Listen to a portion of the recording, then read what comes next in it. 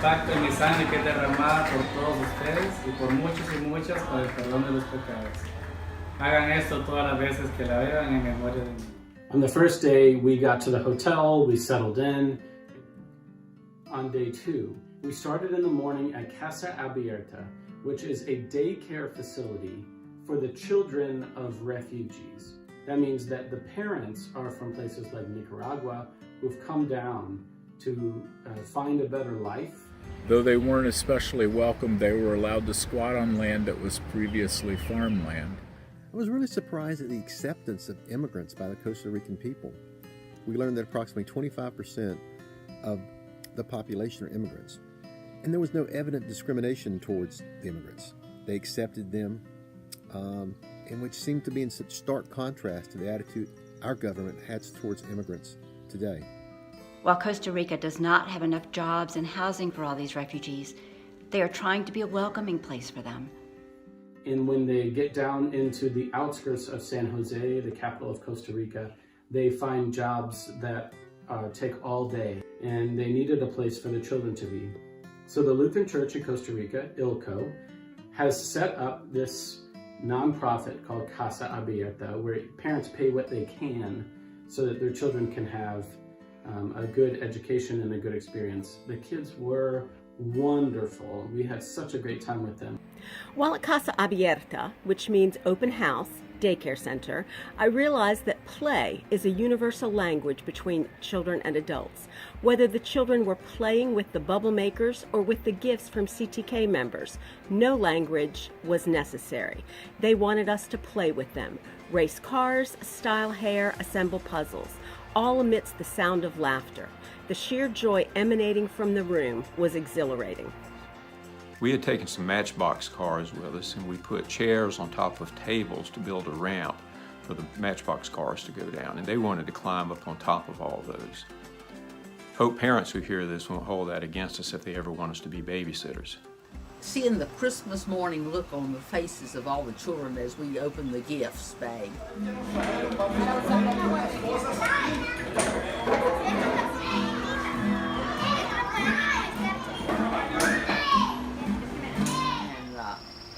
Particularly of one little girl who saw a puzzle, a jigsaw puzzle of kittens, and she grabbed it and hugged it and said, "Oh, can I have this one?"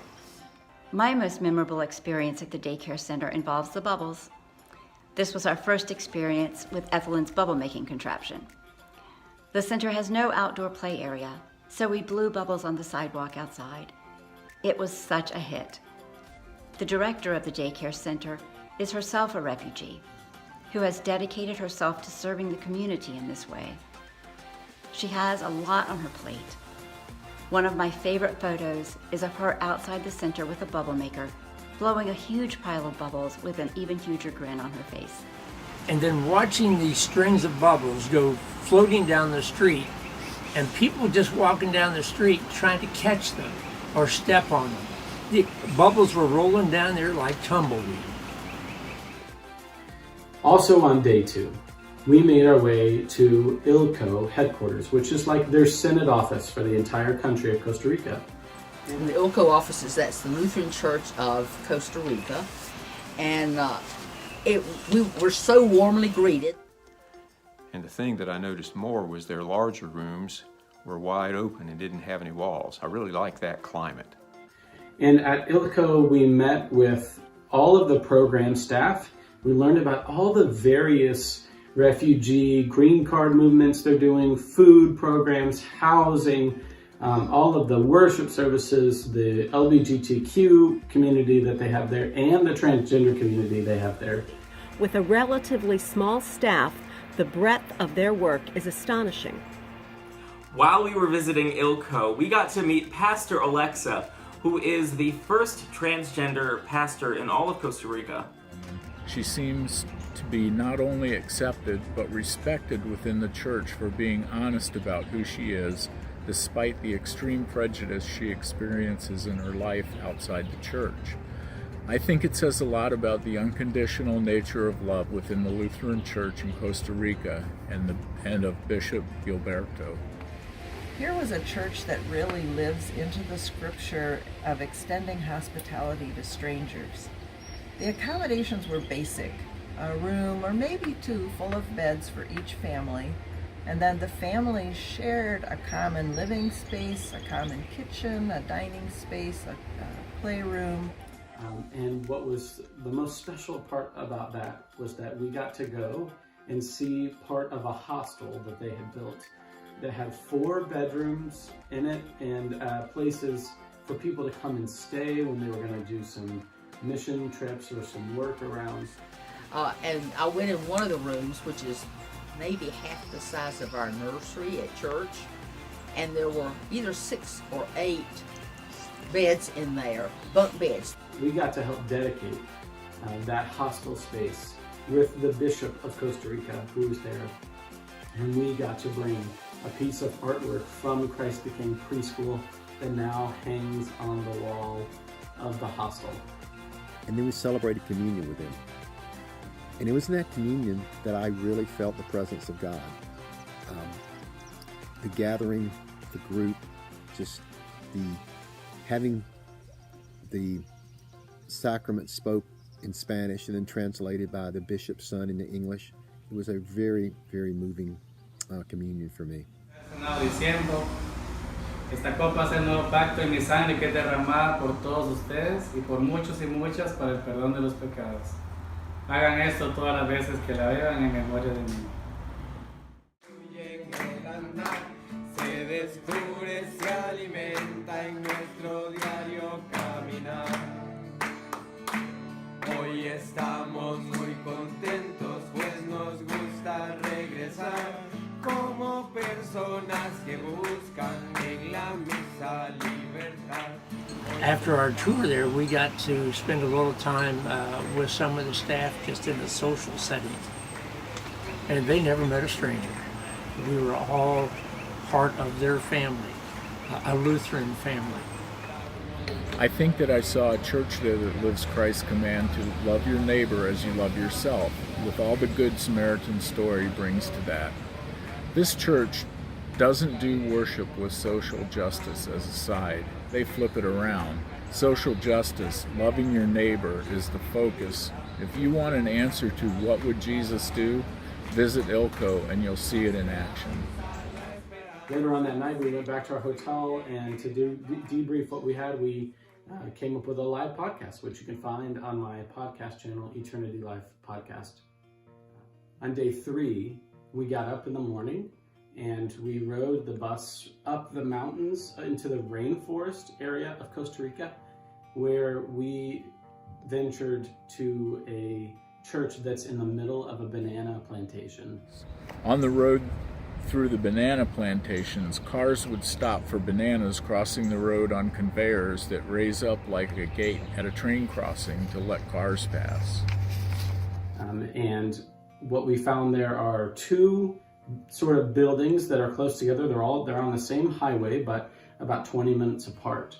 And they're run by a clergy couple named Miriam and Samuel, who were Venezuelan pastors who in the Lutheran Church have decided to do some missionary pastoring in this poor, impoverished part of Costa Rica. Up here in Sarapiquí, or in San Julian, which is actually the name of the small town. Try and find it on a map. We met with Samuel and Miriam, the pastors there, and we started working on a building project that they had been dreaming about for about a year now. They needed a bathroom for their worship. For the construction project, we dug a ditch for the drainage pipe that was super deep, that's very, very muddy. And then we put on tile in the bathroom, we put on a roof.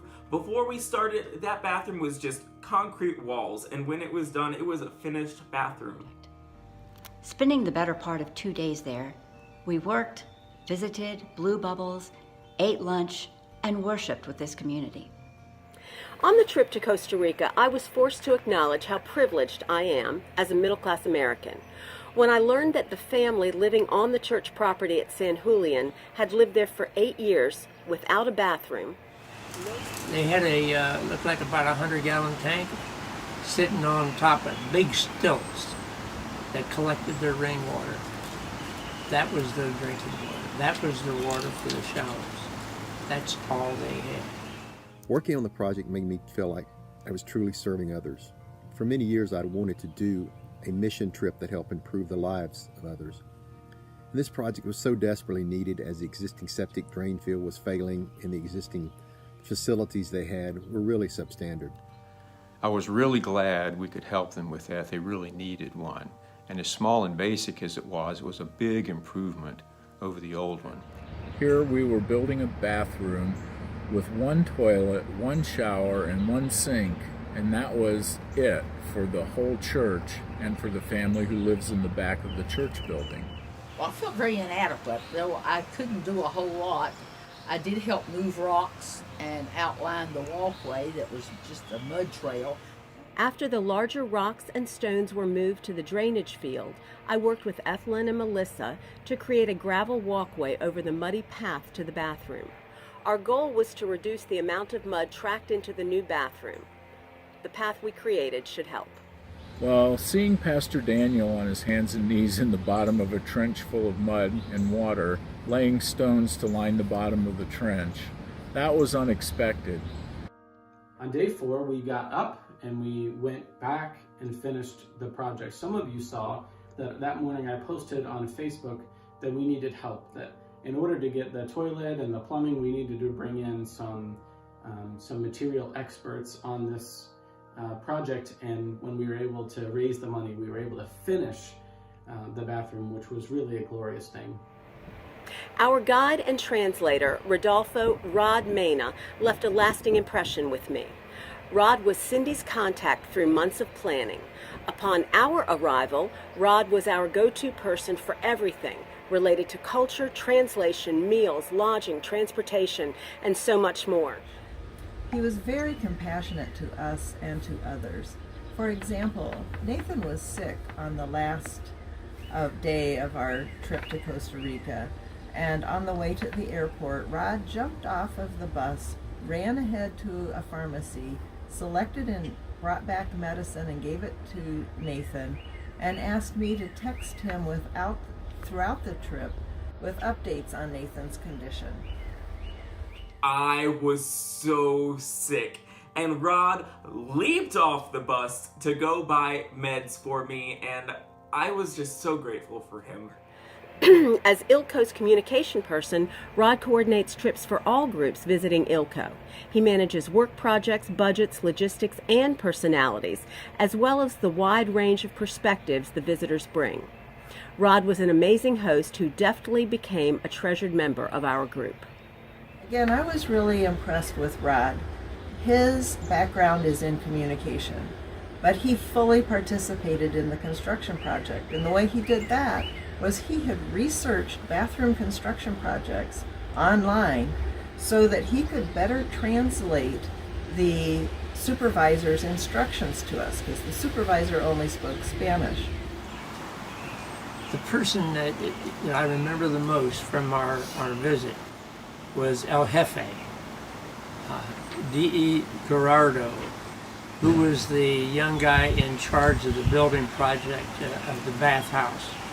He would make an excellent CB, can do. I don't think there's anything that man cannot do. The master, as Rodolfo called him, Geraldo, was an amazingly talented man. He knew his stuff and was great at getting us organized. And when we gathered at the end of the project to take a group photo in front of the bathhouse, the gratitude I felt from that community was just amazing, and it was an amazing experience to be part of. Again, these people in San Julian are migrant workers. So they're probably immigrants. The people who have fled down from places like Nicaragua, they find their way in the northern part of Costa Rica, and they're looking for work. And what work is there but to work on banana plantations and pineapple plantations, which are really tough, long, labor-intensive jobs where they're exposed to pesticides and things like that. And they really need churches like San Julian in order to come together and have community and really help each other out. I was amazed at the number of people who came out for this worship service. It was standing room only, in the back. And the thing that we joked about was that a teenager is a teenager in every single culture. That even here in the middle of this banana plantation, the teenagers sat all in clump in the back of the room all together, and they giggled and took pictures and all that. I saw again that we're alike no matter where we go. All the people are a lot like us, and we're a lot like them. People are the same around the world. We all want the same things. I remember mostly Pastor Samuel and Miriam in San Julian. They were a young, dedicated clergy couple, and everybody there loved them. I've always spoken about the service that was my favorite, and that was the one led by Pastor Samuel and Miriam and the gathered community. It was just a great unifying experience, not only because we ranged in age from toddlers to old people, but across several scattered rural communities there, mostly farm laborers. We had arranged rows of chairs for the anticipated participants, and then folks kept arriving, so we found benches and fit them into the space as well. With young and old sitting in chairs, on benches, on the floor, and leaning against the walls, the crowd was the most engaged of all the groups we worshiped with. The service in St. Julian really spoke to me. Frankly, I was tired and dirty as the service came at the end of the second day of work on the bathroom. I brought a clean shirt to change into, but I just felt grungy. And the people started coming, and they kept coming, and they're all dressed in their Sunday best, and they all seemed so happy and joyous. And what had seemed earlier like just a primitive building suddenly felt like a beautiful cathedral. Just the joy and the people and the enthusiasm in the crowd. And when they opened the service singing "How Great Thou Art" in Spanish, of course, I felt I was in a spiritual community, and it was just a great experience.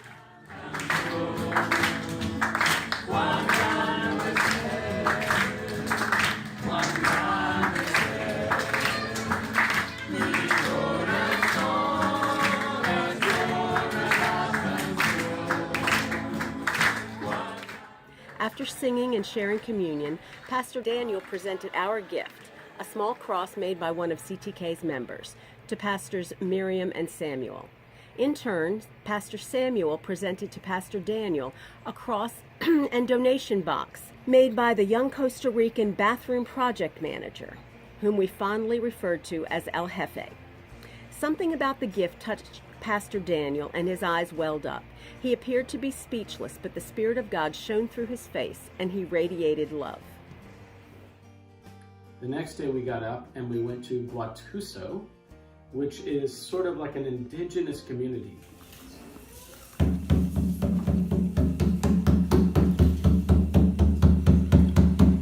Natoku yoptenge. Ningatoku. Takanini yoroki kahu.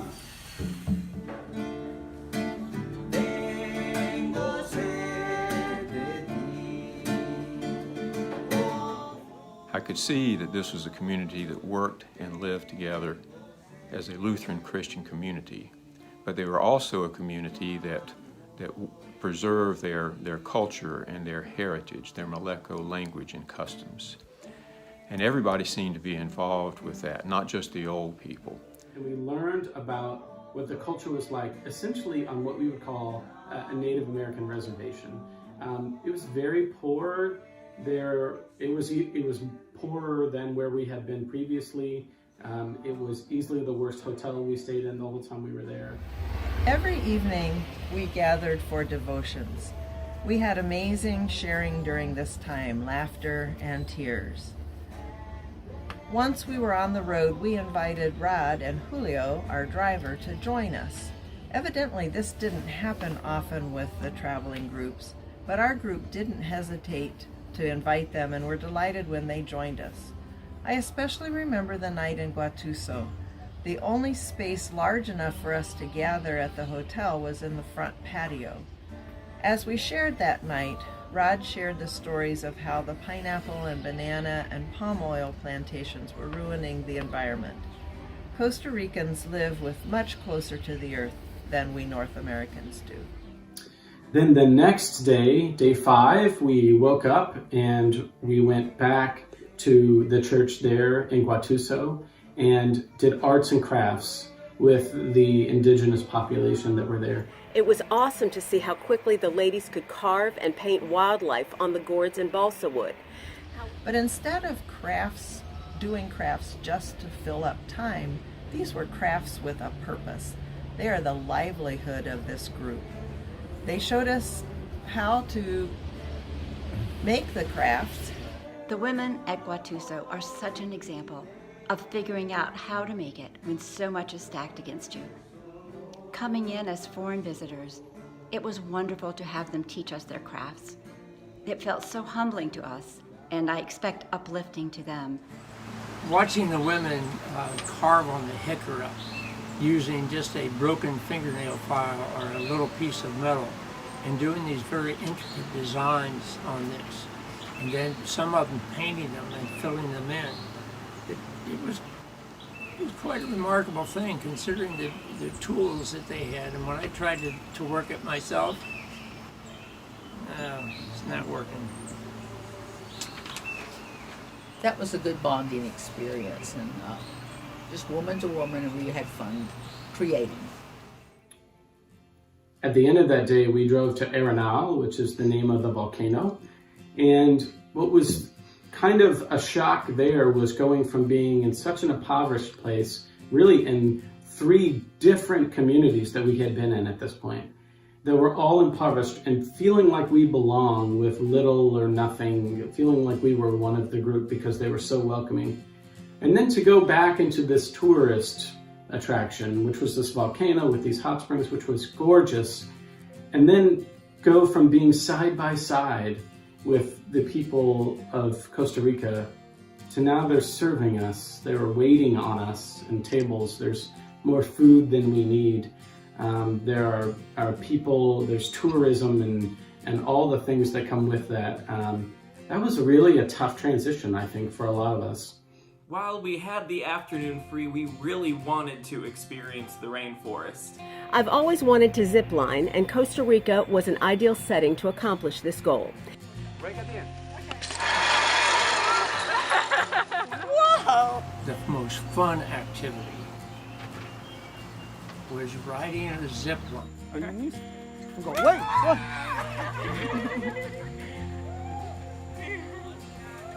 The last night, we got to spend with each other.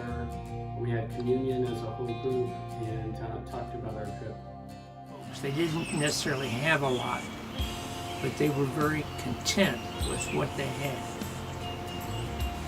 Most of the people that we saw there were not wealthy by our standards, but they were wealthy in friendship, they were wealthy in warm relationships. It was good to be able to go and meet with the people where they work, in their homes and in their churches and in their businesses, and get to know them there. I think if our politicians and bureaucrats were to take a trip like that, rather than to drive through town in their caravans of limousines with their yes men and women, then hopefully they would come back with their attitudes not being so intolerant and with the comments that are so divisive that lead to walls rather than bridges. I definitely felt like we made connections with the people we met and had so much in common. We are much more alike than we are different. These people welcomed us into their lives, into their homes, into their churches, and into their communities because we had Lutheranism in common, because we had a love of God, we have the same rich theology and tradition, we had some of the same hymns, we have the same Holy Scriptures, and we share a common theme, which is that all people have dignity and all people deserve our loving and caring support. I hope that this video has helped other people consider a trip to Costa Rica, to consider our relationship with ILCO and the people there. And I hope that what you've seen makes us feel like we are closer to one another. We have so much more in common than we do apart. And even in this time of us being separate from each other, it's a really good reminder that God binds all people together.